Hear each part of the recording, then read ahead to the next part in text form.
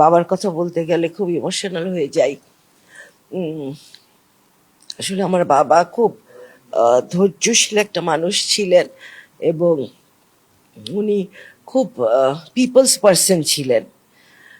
সারাদিন তার কাছে লোক আসতো, ফরিদপুরের মানুষ, তা কাউকে সে মানা করতেন না, কার উপর রাগ হতেন না।